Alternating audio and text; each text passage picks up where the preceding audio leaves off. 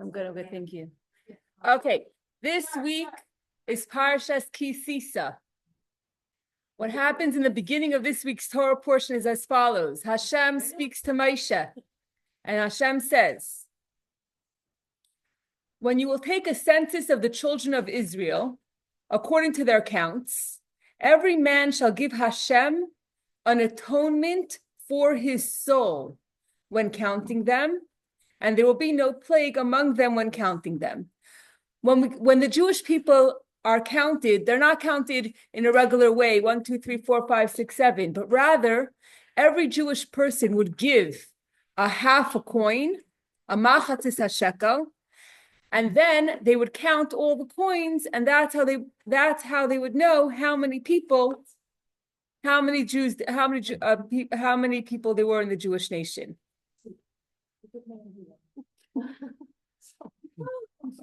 No problem.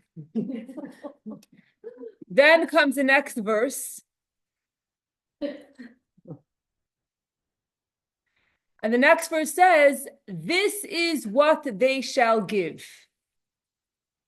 Everyone who passes among the counted, half of the shekel. By the holy shekel, the shekel is 20 gera. Half of the shekel as a portion to Hashem. So comes Rashi, and Rashi says, so basically, when the Jewish people are counted, they're not counted in a regular way because you don't want to have ayin hara. Every person donates a machatzis shekel, a half, a coin, like a $50 coin, and everything goes into a box, and they count all the coins, and that's how they know how many Jewish people there are.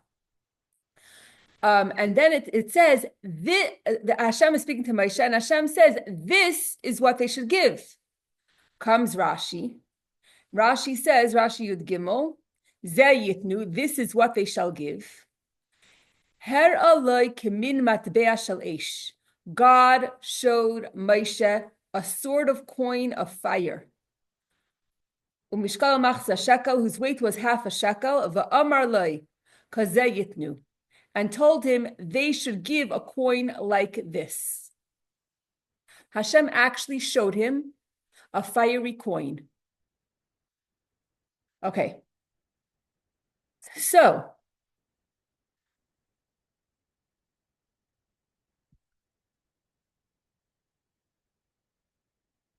it explains, the Mefarshim and the Gemara explains that Moshe was puzzled.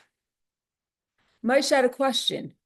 How could it be that a coin, a half a coin, is going to give atonement for the soul?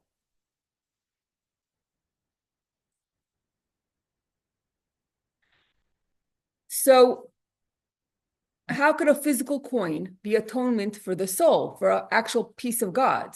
And why is this? What's going on here? The Jewish people sinned with the golden calf. They need atonement for the soul. The atonement for the soul is going to come from giving a coin. Yes, the coins were actually taken. The first year were actually taken and melted down and used for the foundation for the sockets of the Mishkan. To build a tabernacle for God, there were these pillars and they went into these sockets, and the sockets made of silver was the silver coins.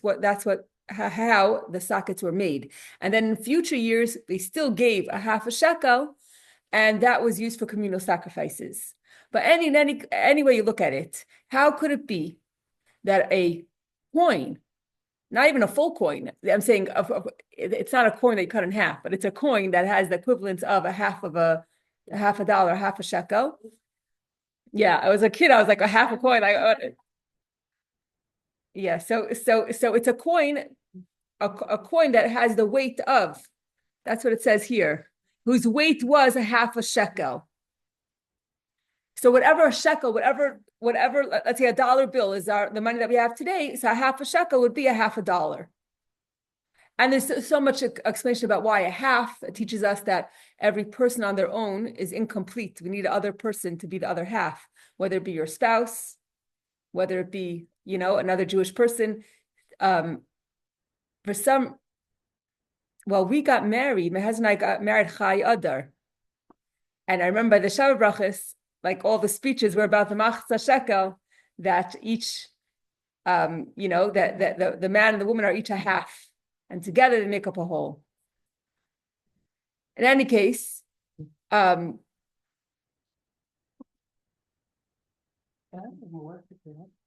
Sure. Yeah. Okay. So the question is, how could a coin atone for the soul? So we could answer that and say, what's the big deal? What's Moshe's issue? Any preacher, any junior rabbi will tell you that when a Yid does a mitzvah, he gets a reward. Hashem says, this is a mitzvah that I command, give this coin, and then you'll get atonement for the soul. So you do the mitzvah, you get the reward. And the reward is that you're going to have, that your soul will be redeemed. Hashem said so. Hashem said, this is what, if you do this, then you'll get, then your soul will be redeemed. So what's bothering Moshe? There are a lot of times it says, if you have a nest with eggs in it, and you want to take the eggs, you send away the mother bird, right? Before you take the eggs, then you're going to get long life. What's the connection between long life and sending away the mother bird? Sometimes it's a mitzvah, and the reward is a lot greater than the action. So you send away your mother bird before you take the eggs, and you get long life. Here, give a coin, then you get redemption for your soul. Beautiful. So what's bothering Moshe Rabbeinu so much so that God has to take a fiery coin from under his throne to show it to him, not just tell him about it, but he has to show it to him in order to answer Moshe's question. Number two, we need to understand Hashem's reaction. We have to understand what's Moshe's question. We have to understand what's God's reaction.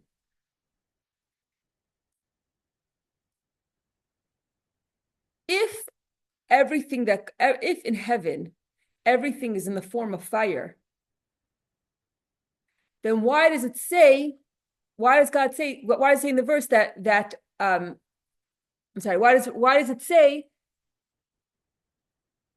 does Rashi say that he showed him a coin of fire?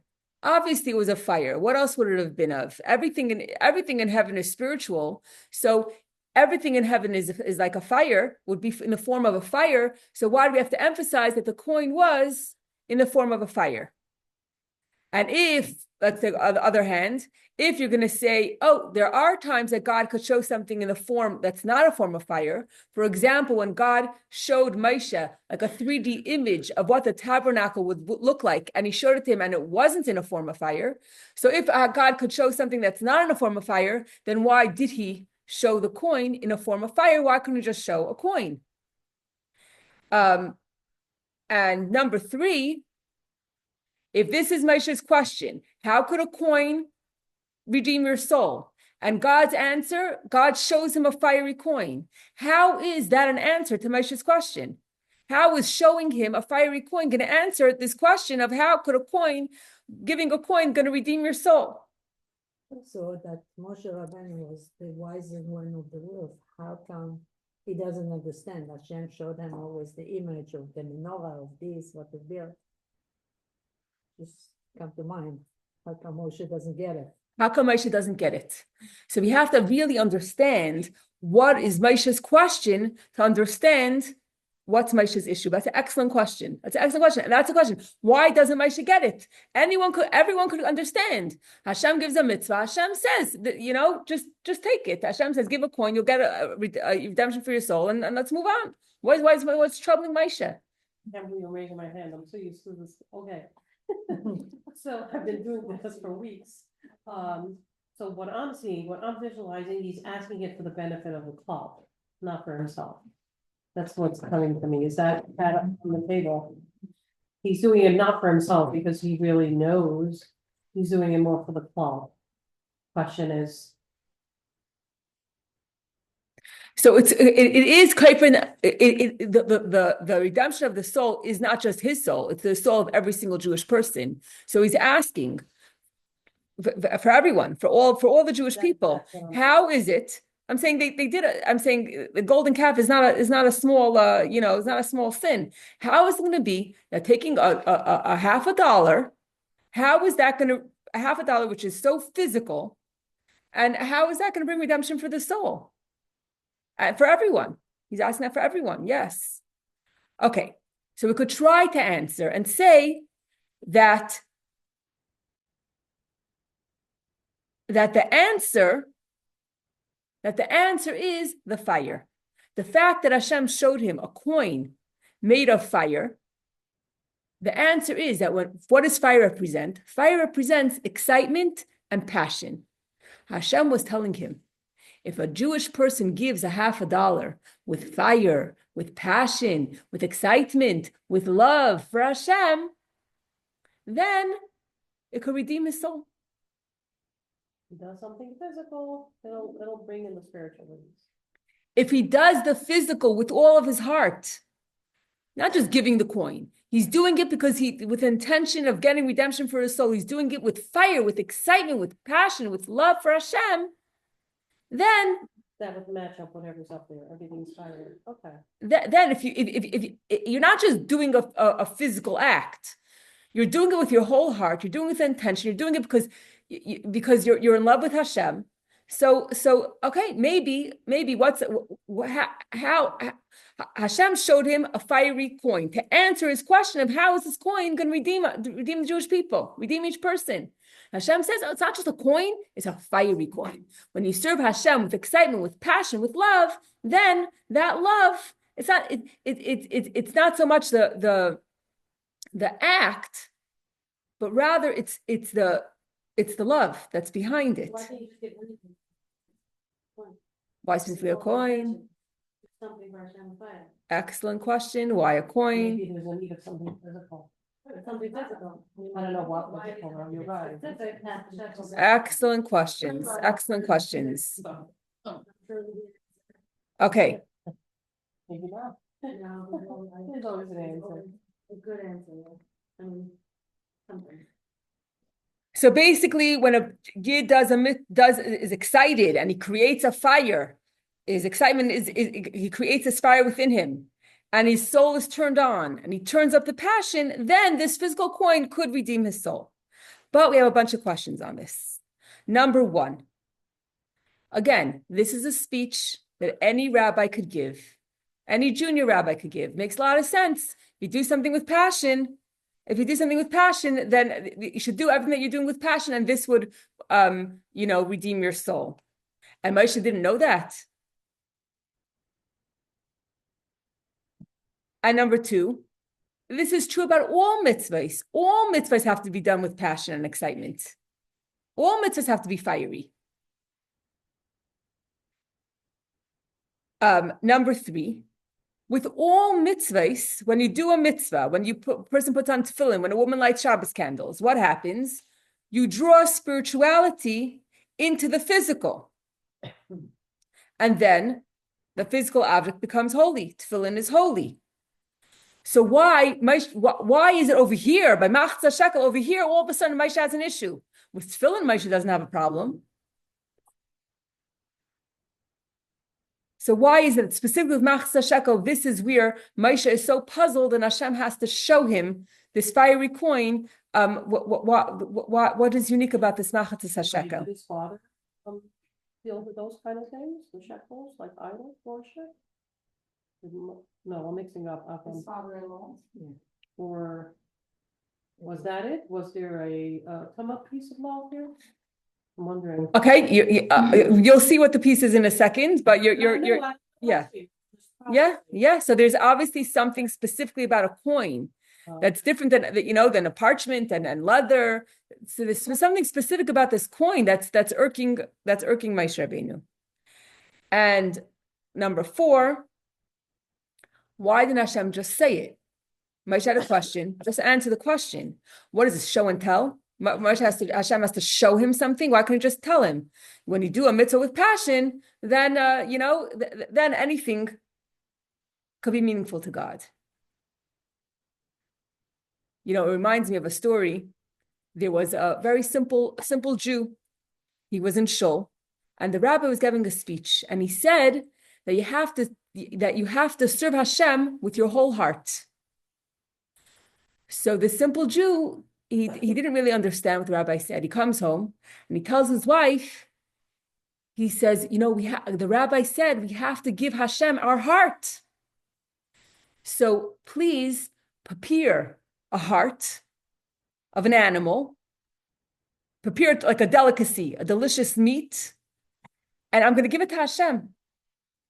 So the wife went, she prepared the heart of I don't know, the cow, I don't know, whatever it was, made this most delicious meat, and he took it and he put it in the Aron Kodesh.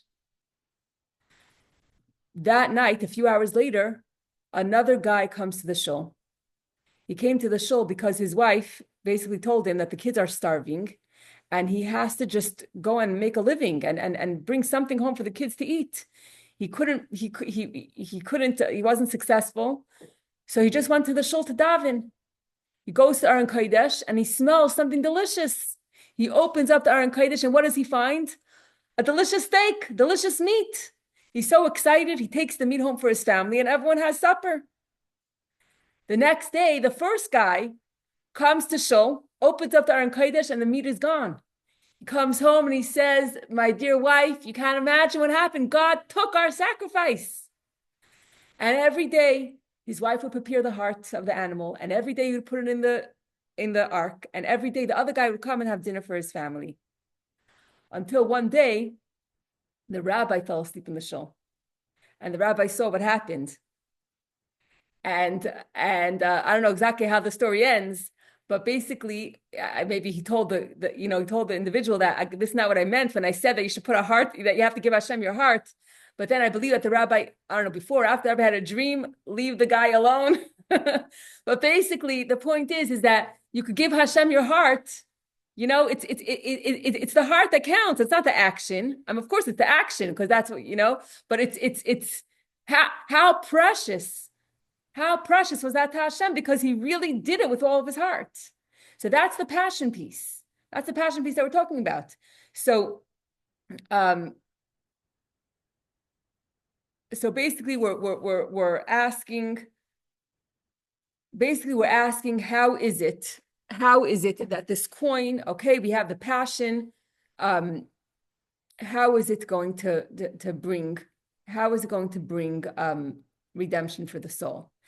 And there's got to be more to this, because of course Moshe Rabbeinu knows that any mitzvah that you do, you have to do with passion and excitement for Hashem. So what is unique, what is different about this mitzvah that Hashem actually had to show him this coin of fire? That for no other mitzvah did Hashem have to show him a tefillin with fire, or Shabbos candles, or a siddur with fire. And if it is all about passion, why didn't Hashem just say, do a mitzvah with passion? What does he have to show him something for? Okay. So we see that the conclusion is that there's something unique about this half a coin that is different than any other mitzvah, and we're going to see what that is. Welcome.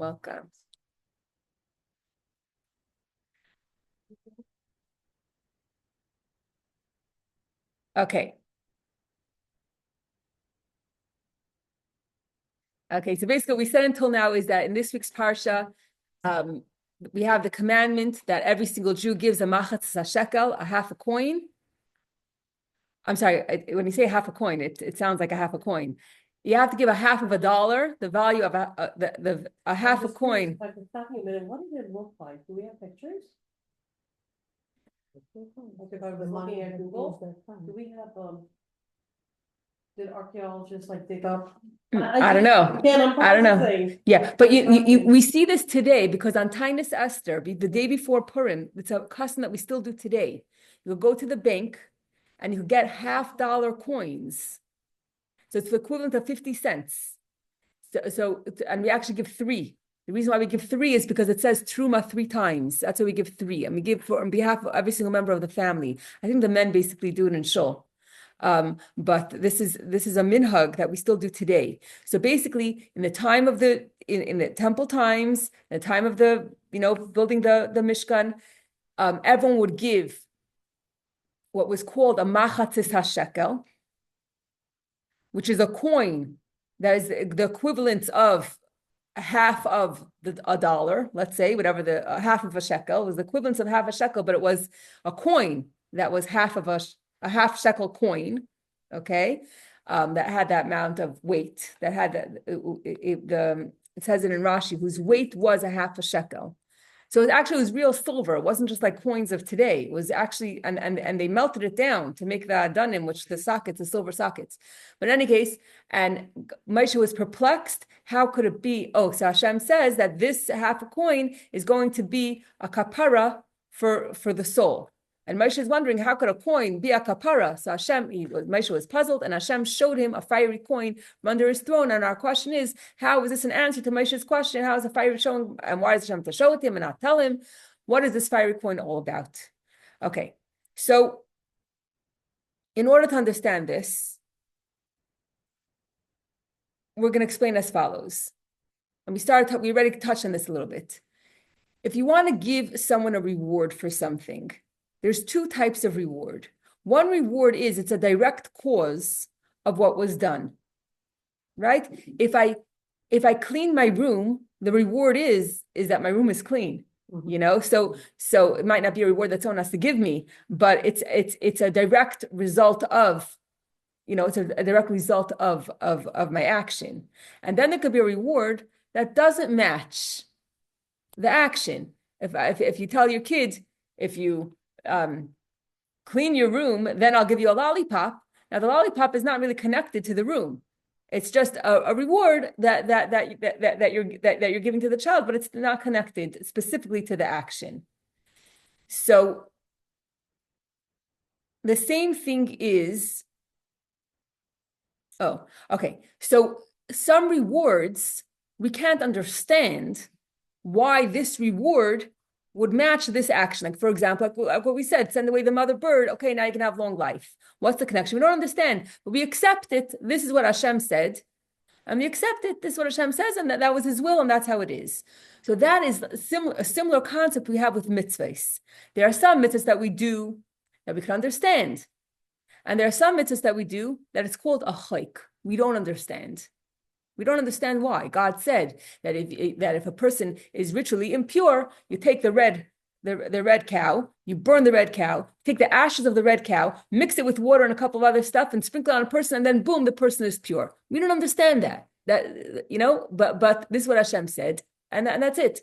So there are some mitzvahs that we accept. This is Hashem said. This is what Hashem said, even if you don't understand it. And the same way, there are some rewards that we know that Hashem will give that we don't understand why this reward would match this action. So here we have an unbelievable contrast. The fact that a coin, which is the most physical thing, could be what's going to give atonement. You're dealing with two opposite ends of the spectrum. What is a coin? Okay, especially when the olden days, when even today, the coin is made of silver, gold, whatever, you know. And where is the silver and gold located? In the depths of the earth. And then, even when you find the silver and the gold, then it has to be refined. You can't just use it as it is. So the money represents the lowest of the low. And in everything else, it's crazy what money does to a person. And everything else, whether it be drugs or alcohol or whatever it is, if a person is addicted to drugs or to alcohol, everyone understands that that's not a good thing. But if a person is addicted to money, they just get more and more and more respect. The more money you have, it's the only addiction that we respect you for, that the world respects you for. And money is so crazy that it has this unbelievable effect on a person. There's a joke. This robber comes and he holds up his gun and he says, "Money or life." So the guy didn't respond. He says, "Money or life." He's still not responding. He says, "Money or life." So he says, "I'm thinking." I'm still thinking. So we know a person when a person has to part with their money, it's very, very difficult thing. It's a very difficult thing. If a person feels like they're losing their money, it's very, very hard. As a matter of fact, even Torah understands this. And when it comes to laws of Shabbos, generally speaking, you're not permitted to ask someone who's not Jewish to do something for you that you yourself are not allowed to do. However, when it comes to money, if a person is traveling, and maybe they're traveling with a or maybe there's non-Jewish people traveling with them, and they see that Shabbos is coming, and they see Shabbos is coming, and they are going to have to just walk to their destination, but they can't carry their wallet anymore. So halacha says you're permitted to give the money to a non-Jew and tell him, could you please carry this money for me? And then when we get to the inn, when we get to the hotel, when we get to the city, drop it off over here. You know, my husband, when he was younger, when he was a bacher, he was flying from, I believe he was flying from Florida. He wanted to go to him and a couple of friends. They wanted to go to the Ohel of the Rebbe. I think it was for Simchas Torah. And the plane was delayed, and finally they get there and they jump into a taxi, and the taxi went the wrong direction. Anyway, all of a sudden they realize that they're not going to make it. They're not going to make it in time before Yantif. So the end was they told the taxi, take our whatever money they had, take our suitcases and everything else and drive to the Ohel and drop off our stuff over there, and we're going to walk.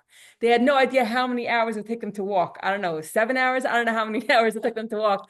But the point is that, and then because the taxi driver went there and dropped their stuff off, so the other boys by the Ohel, they sent back with the taxi food and warm coats and everything for the boys, but they ended up taking the side roads, and the taxi was on the main road, and they couldn't find them, and they called the police, whatever it is. But the point is that you're permitted to ask a guy to take your belongings to whatever destination if Shabbos is coming, because the Torah doesn't want the person to end up carrying their own money, because the person doesn't want to part with their money.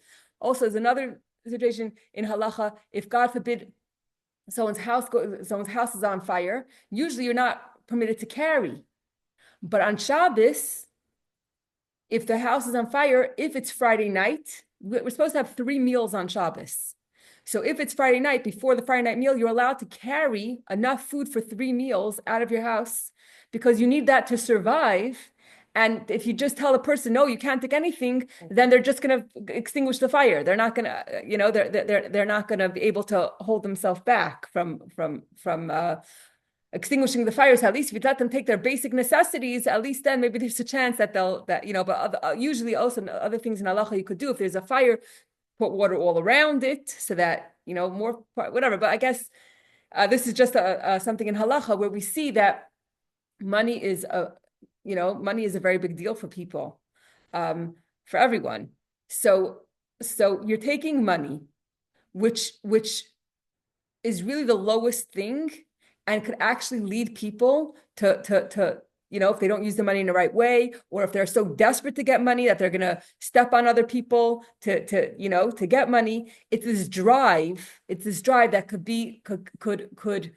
it's a slippery slope. It could take a person to a very low place. And yet money, this is what's going to bring what? Kapara for what? For the soul, for the Chelek mamish. It's two opposites. So the fact that money could be redemption for the soul is something that we can't understand like a hike, right? Just like you can't understand why sending a mother bird is going to give you long life, just like you can't, which is the reward for a specific mitzvah. And just like you can't understand a paraduma, so here we could say it's a hike. This is a decree from God. It's a decree from God that if you take this money, this lowly thing, and you could use it to get a redemption for your soul. So if you want to tell me it's a hike, it's a decree, fine, then we could accept it, and Moshe Rabbeinu could accept it. However, nowhere do we see that this concept of machzah shekel is a hike. And that's why Moshe is so bothered by it, because Moshe, who is the smartest individual in the whole world, and he has chachma of Torah, he is trying to wonder from a place of logic, from a place of logic, how could we understand how money is going to bring atonement for the soul. If you want to tell me you got to take it, this is what God said, it's a decree, fine.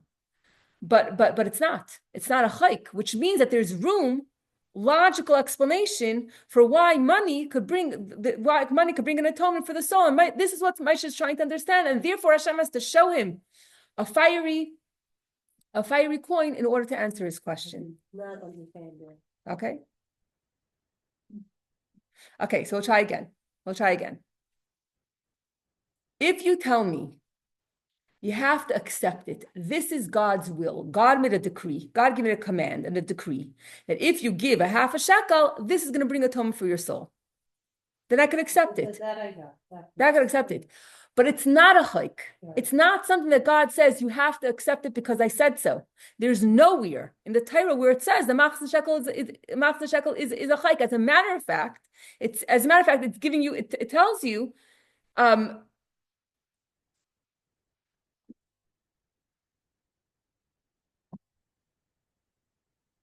It tells you that the machzor shekel is for the purpose of atonement for the soul. It's not something that we have to accept blindly. It's something that we can understand logically. We're trying to understand logically how it could be that a coin is going to be atonement for the soul. So this is what Moshe is asking. What is the logic? What is the logic behind the fact that a coin, which is so low in the depths of the earth, and we get meshugah from money, how? We're looking for a logical explanation to understand how could a coin give us atonement for the soul. Not just accept it because God said so, but to understand it. And that's what's troubling Moshe. Why is it different from Kaved Avicha? Okay, so all right, so that is a okay. So the fact that Hashem says if you're on your father and mother, then you're going to get a reward. Okay, then you're going to get a long life. So it's something that so usually Torah doesn't even tell us the reward. Right. But here God tells us the reward to tell us, because if we see it, this is the reward, then we'll understand how great this mitzvah is. To impress upon us how great the mitzvah is, that's why it tells us the reward. But it's true. So sometimes the reward matches, and sometimes the reward doesn't match. With kibbud av v'em, you could argue that it does match. When you honor your father and mother. I didn't bother Moshe Rabbeinu with this and answer the dibur. Right. Excellent That question. makes sense. Why is it with kibbud av v'em that didn't bother Moshe? And here, there's something here. Because there's a reward. They tell you, give me חצי shekel, you have a reward for חטא העגל. But So excellent question. What's bothering Moshe here is that money is the exact opposite. It's two complete opposites: money and redemption of a soul. There's nothing else that's more. There's nothing else that's more opposite than this. One is the lowest of the low, and one is the highest of the high. That's what's so puzzling. It's two complete and total opposites. They say money is the root of all evil. Money is the root of all evil. Exactly. And actually, it says. Gelt, Gimel Ayin Lamed Tes, is numerically equivalent to blotte, which means mud. If you look at it, okay. So but I'm saying the lust for money could literally drag a person down. It says there are three things. Money makes a person crazy. Mashke makes a person drunk, and Chassidus makes a person more edel, more refined.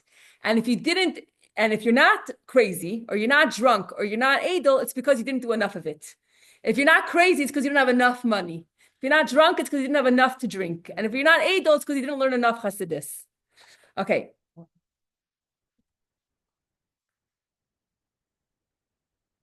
Okay.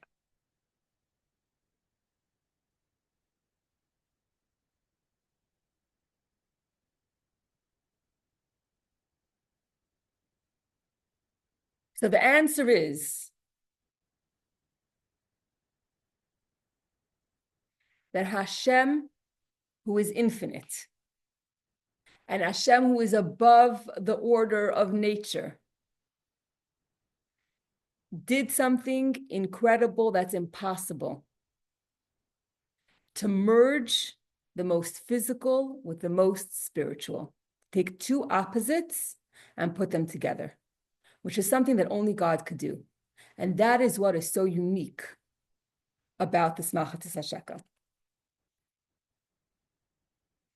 Usually, when a person does a mitzvah, you draw spirituality into the physical thing, but the physical thing remains physical. Here, this is the first time, and this is a lesson for other things, but this is unique. And what's unique about this, that here with the Malchus HaShekel, the coin itself, the physical itself, becomes holy, becomes spiritual, and there's a fusion of spirituality and physicality, which is not the same as in any other thing. Shekel, not all the coins. It's that when you donate the shekel that it becomes holy. Is that what you're saying? It's dafka with Malchus HaShekel that when you give it, God gives us the power. Well, God started this process. God is the one that made it possible for the impossible, which is to merge physical and spiritual, which is unprecedented. It's impossible for something to be tangible and intangible at the same time. Oh, there'd be a lot of things. Physical, yeah. So this is in a much, much greater way. Usually you bring something, you do a mitzvah, the act of the mitzvah is holy. And you elevate a spark, or you bring down spirituality, but this is something that's completely different. And the reason why it's completely different is because they're two polar opposites. That's what makes it so different. Okay. The money is low, but like the billing is high. Right. Money. Dollar is just a mundane, nothing. Leather. Money, take people to. Money is the lowest thing possible, and yet it's accomplishing the highest thing possible, which is to bring atonement for the soul. Which other mitzvah is like bringing you atonement for the soul? You already had use for money back then? What, say it again? They had use for money, but they went to store and shop for things? Yeah. I thought Yeah. all these things like treated, like all these people were doing. That's a good question. What is that different midbar? But even when they were in the midbar, especially when they came, it said. They did trade. They did trade even when they were, or maybe towards the end of the 40 years. There were people that they could trade with. There for sure was money. There for sure, or the equivalent. Yeah, absolutely. The taxes. Yeah. Yes, there were taxes in Egypt for sure. That much is cheap. Or you need to give another case of wine, bartering. Changing good for services. I think that was then in that time. Particular. So we know that everything has a spiritual origin. We're saying not just the spiritual origin in heaven is holy, but rather the impossible could happen of this fusing of two opposites. So you're saying it's money more than the Malchus HaShekel. You're saying the idea of money. Maybe It's the idea of the two opposites. It's the two polar opposites. Okay, so I think that okay, I'm going to continue with the flow, and then I'll there is a lot of, I feel like there is a lot of place for interpretation, because since we're physical people, we can't really understand what that means. The spirituality and physicality merging into one. We don't really understand what that means, but at the end of the class, I'm gonna try to, go off script. But I want to first be true to the teaching, and then we'll see what we could come up with. Okay. There are four worlds. There are four worlds and there are four elements. The four elements are fire, wind, water, air, water, and earth. Mhm. And there are four worlds corresponding to these four elements. There's Atzilus, Bria, Yetzira, and Asiya. Fire is the highest. Afar is the lowest. And Afar is also, in Tanya, we speak about Afar. Afar is like, the bad qualities that come from Afar. Everything comes to the four elements, like depression and laziness is all coming from Afar, from earth. And fire is the exact opposite. It's the passion, the fire, the excitement to leave the physical and to come connected to Hashem. And here we have the merging of the two opposites. You have a fiery coin. You have fire, which is the highest of elements, which represents Atzilus, the highest world. And you have Afar, which is where the money is coming from, which represents Asiya, which represents the lowest world. And for this to happen could only be done by God, because the way God created the world is that there's something called Seder HaShtalshalos. There's a chain-like descent of things. You don't just have Atzilus and then Asiya. No, there's a chain-like descent. There's a process. There's a Atzilus, and then there's, within Atzilus, there's 10 levels, and then the last level of Atzilus creates the first level of Bria. There's a whole chain-like descent. There's no skipping. And here, how is it possible to take the highest of the high, lowest of the low, merge as one? That's not how Hashem created the world. You can't skip. You have to go from one level to another level. If you're driving down the parkway and you're exit 100, you can't just. It's not going to just be all of a sudden that all of a sudden you're going to be by exit 1. It doesn't happen. You have to go through the process. You have to go through all the exits. You can't just, shalom, here I am. It doesn't work like that. There's no like elevator, that the boom, you're down here. But only Hashem, this is literally going against Seder Hashtalshalos. It's going against the whole process and way of how Hashem creates the world, that things have to come down in a gradual descent. And it's skipping everything to, HOV lane, I don't know, express, whatever, it's skipping everything and just, merging the highest of the high to the lowest of the low.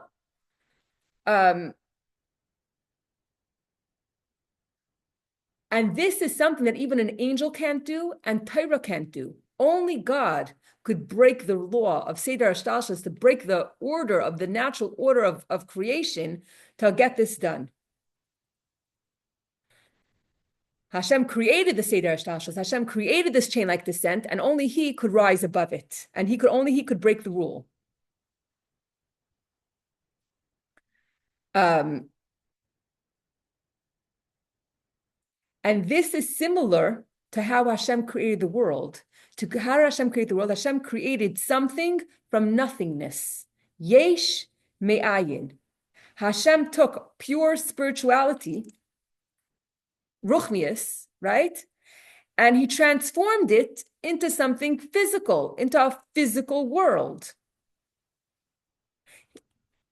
And that is what's happening here.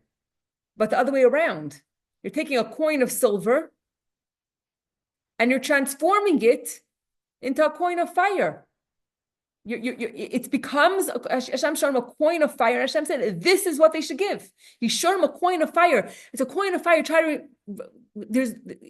You can't touch fire. It's not tangible.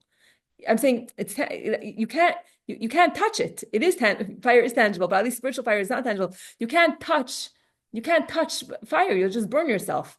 So how did Hashem create the world? He took nothingness. He took spirituality and created something physical. And here you have a machzah shekel, which is taking the most physical thing and merging it and somehow merging into it a spirituality, which we can't understand what that even means, what that looks like, to something that should be tangible and intangible at the same time, like the Aron. It took up space and it didn't take up space at the same time in the Holy of Holies. It's impossible. It's an impossible thing that only God could do. And it's similar to creation of the world, which is Yesh Me'ayin, creating something from nothing. And here you're taking something and converting it back to nothingness and merging the two together, which is completely something that's above what we could understand. And therefore, Hashem said to him, Zeh yitnu, this they should give. He had to actually say it, because Dibur, with the Dibur, is how Hashem created the world. That's how Hashem made from nothing into something. And therefore, Zeh yitnu, Hashem had to say it to create, because by saying it, that's the tool that God uses to create. And God had to say it in order to merge the spiritual and physical together. God had to say, because deep or through speech, that's how Hashem creates these possibilities that are above, above anything that we can understand. Not only did Hashem have to say it, but Hashem also had to show it to him.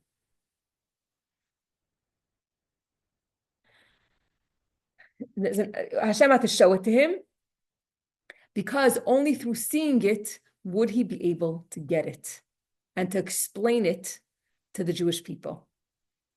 And what that really means, we're going to have to delve into deeper to try to understand what is really going on here. But from just the teaching, it's really it's like trying to put a round peg into a square hole, or the other way around, to put a square peg into a round hole. It just doesn't fit. Spirituality and physicality are two opposite things. So for us to understand how a physical coin could all of a sudden, become a fiery coin, the merging of spiritual and physical together is not something that we could comprehend. It's not something that we could understand. But it's something that Hashem said to create that possibility, and it's something that Moshe Rabbeinu saw. And we'll try to go into it in a couple of minutes. Okay, so now we're going back to our original question. Did Moshe Rabbeinu not know that Hashem has the power to do the impossible and merge spiritual and physical? Of course, Moshe Rabbeinu knew that God could do that. Of course, Moshe Rabbeinu knew that Hashem could combine two opposites. But again, we said we need a logical explanation. To just tell me that Hashem could do it, that it's above my comprehension, okay, fine. Then okay, we could accept it as a chayk, accept it as a law, accept it as a decree. This is what Hashem said, this is what Hashem did, and that's it. But the reason why Moshe Rabbeinu is troubled is because nowhere does it say that we have to just accept it. We're trying to understand, there's an element here that with our limited comprehension, that we should be able to understand how a physical coin could bring atonement for the soul. So we're back to our original question. How does it work? How does it work in the framework of Torah, and in the framework of Torah, which is something we could understand?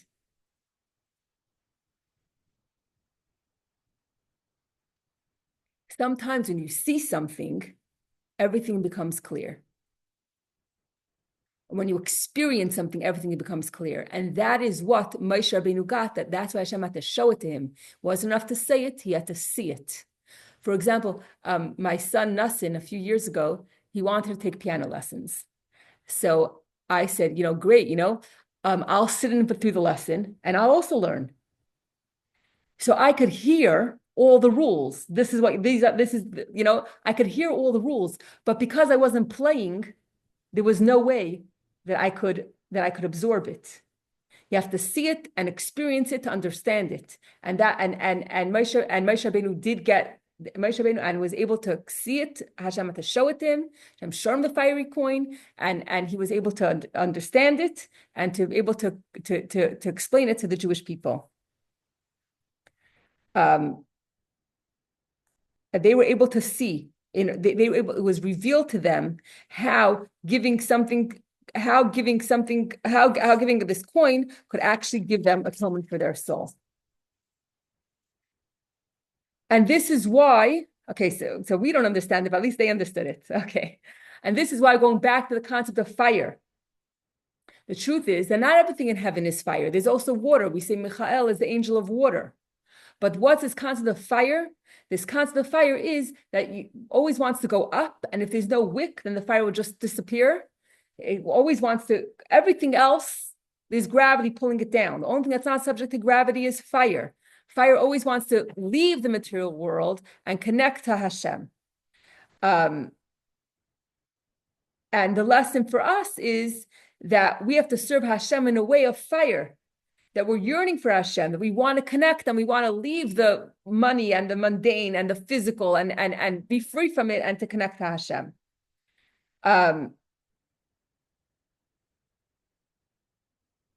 Okay. I feel like I'm repeating myself a little bit.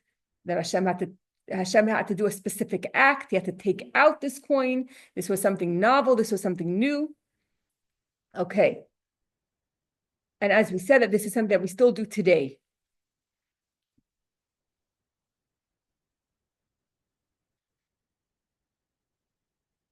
Okay. What is it? Oh, today that we give the machzah shekel today on Tainus Esther in Shul, usually mincha before. Yeah, we have a minhag. We have a minhag to give 3 coins, $3.50 to tzedakah. Okay. And then, so yes, we have the minhag today, but also this whole concept of machzah shekel really, really, really applies to us, because each and every one of us have the obligation of making our heart and making our body and making our home into a mini sanctuary for God. So we have to, this machzah shekel is something that is very relevant, at least spiritually, to that we have to give this fiery coin to build the foundation of this tabernacle inside of our heart, inside of our body.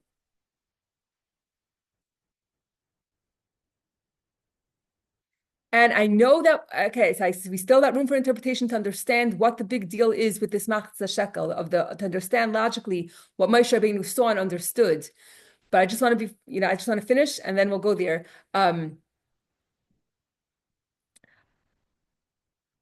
The end of the teaching says that now that we have machzah shekel, now that Hashem gave this mitzvah, we could take a lesson and apply it to all the other mitzvahs, that all the other mitzvahs have to be done with a fiery passion. And not merely, and every mitzvah that we do, not only is it a physical act, but it should become a holy spiritual experience. And we should do it with enthusiasm and chayis and fire.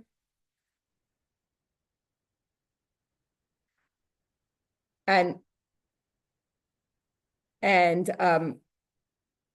we should constantly see the fire, just like there was constantly a fire on the altar in the holy temple. And if our body is a mini sanctuary, then our heart is the altar, and the fire always has to be lit in the heart. That any mitzvah that we do should be with fire, with passion, with excitement for Hashem. Okay, and this is how the teaching ends. Now, I had a few questions. Number one, in the beginning of the teaching, we spoke about passion. Right away, we said that any person would say, oh, fire means that you have to serve God with passion. So the beginning of the teaching, we already spoke about passion. And here again, we're speaking about passion again. So this has to be a different level of passion.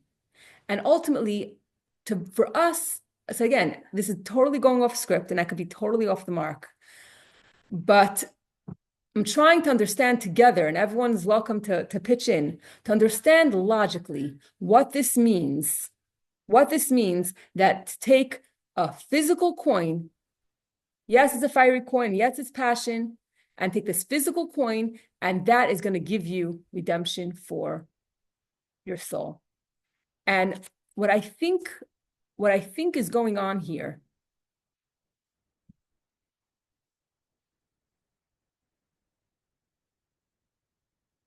I'll preface with a story. There's a story of a woman who was very talented. She was a very good businesswoman. And she wanted to give her husband the opportunity to learn Torah. So she told her, so basically her husband owned the business. And she every year would go to the big fair very far away. And she would do all the purchases. And she saved money a whole year to be able to go to the big fair and bring home all these purchases. And then she would sell it in her town for a little bit of a higher price. And that's how she made a living so her husband could learn Torah. So one year comes, she takes all of her savings from the whole year, puts it in her wallet, puts the pocketbook, whatever that she had. She travels by train to this faraway place, to this big fair, to do her shopping.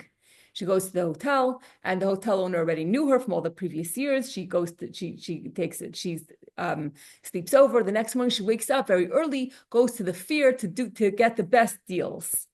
She comes here, she ready, order whatever she wanted to order, and it's time to pay. She opens up her pocketbook and the money is gone.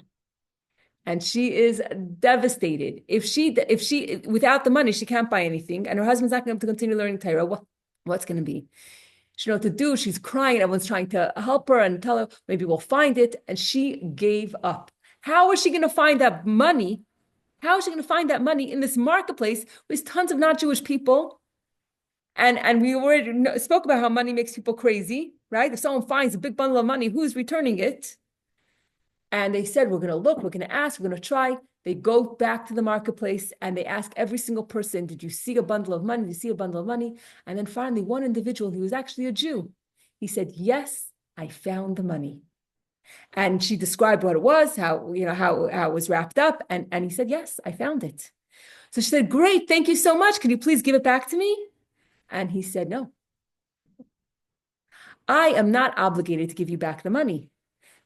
Because this is like imagine Manhattan, Times Square, someone loses, $50. No one expects to find it. The halacha says that if you gave up, you're a misyayesh, you gave up on it, then I'm not obligated to return it. And I understand that your predicament, but I also have a bunch of children who are hungry. And why shouldn't I use the money for myself?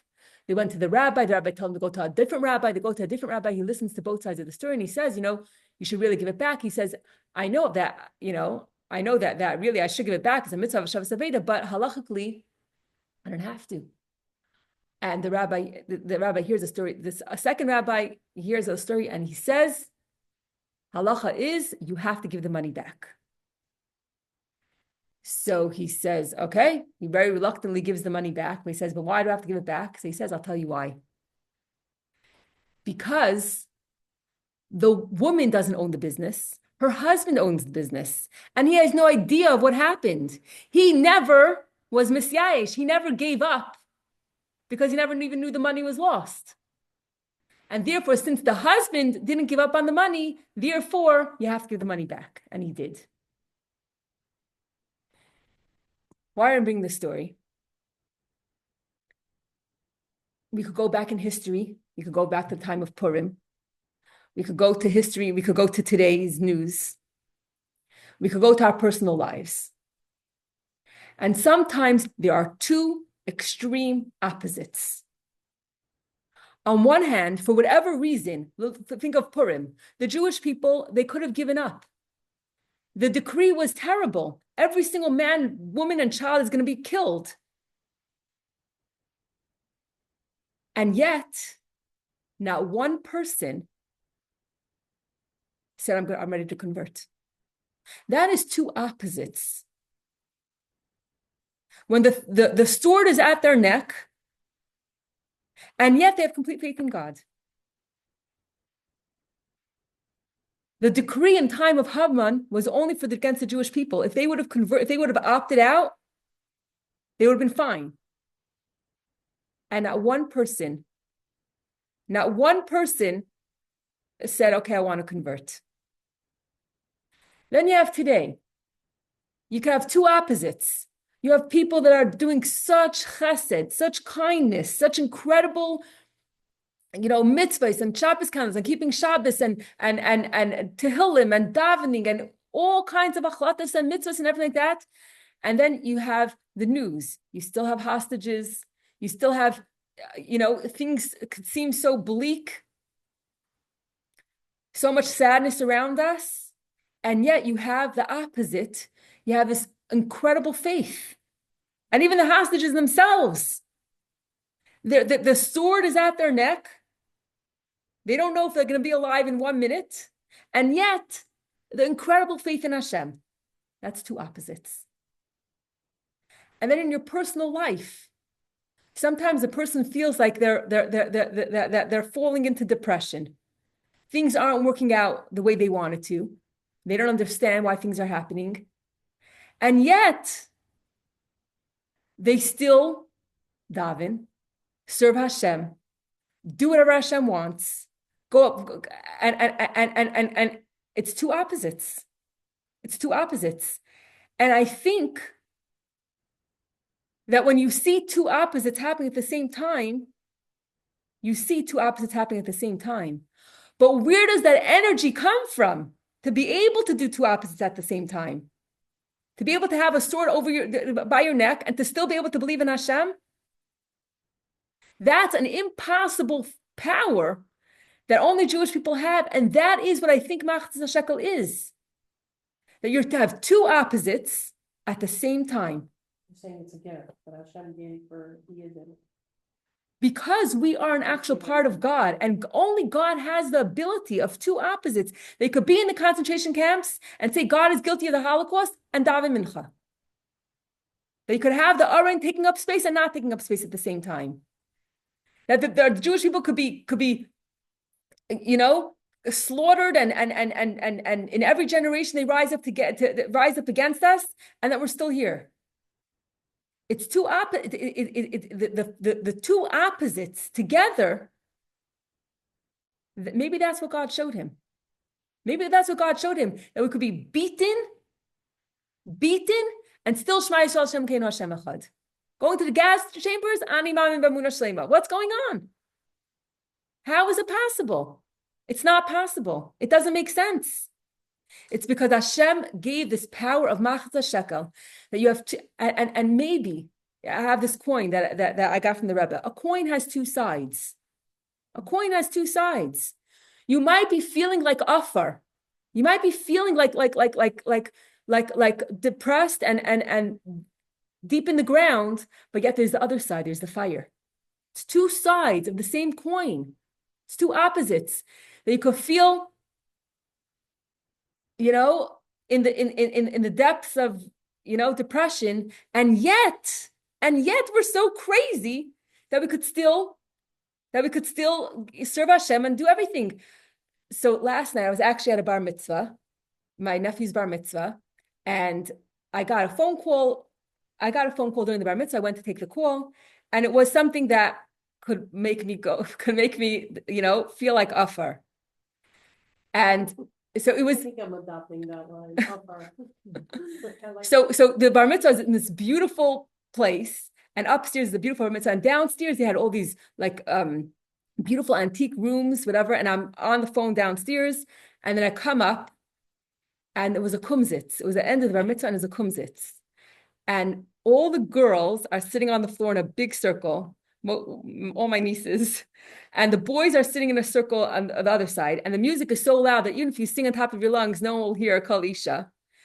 And there's 20, my kids and my nieces sitting on the floor singing Ani Mamin, and I'm sitting there, and my kids told my husband, I don't know how, I was really, really trying not to cry, but I was like this. And I don't know, the kids told my husband that I was crying, but I was really, really trying not to cry. But I'm saying is the two opposites, when you feel like Afar, but yet the whole room is singing Ani Mamin, which is Aish. Which talks to your soul. And then I came home and I was still Afar, and I'm laying in bed, and for many years, whatever, here at my, all the not good things come out. But for many years, I prepare negavasser by my bed. Then the baby wakes up. I don't actually wash negavasser because the baby's crying and I'm going back to sleep. And I wake up, so the next morning, negavasser was still sitting, and I was up how many times in the middle of the night? So I a little bit slipped with the negavasser. Recently, I took it back. I said, negavasser, no matter what, we're doing negavasser. I'm laying in bed last night and there was no negavasser, and I said, no negavasser. I am not getting negavasser. I'm not. I'm angry. I feel like Afar. No negavasser. Anyway, at 5 o'clock in the morning, the alarm rings. My husband has to go to New York. I got up at 5 o'clock, knowing that I'm going back to bed. I went. I took the negavasser. I put it back. I put the negavasser back. Yes, it was 5 a.m. and not 12 or 1 when it came back. And this morning at 7 o'clock when I got up, yes, I washed negavasser. And then it was the same. And I said, no, I'm not doing it. I'm not doing it. But yet I did it. Why? How is that possible? Yes, negavasar is there. That's the tangible. That's that. How do you see tangible and not tangible at the same time? Tangible is the negavasar is there. You wash the negavasar. Okay, you got it a few hours late. The intangible is where in the world did you get the power to do that? It makes no sense.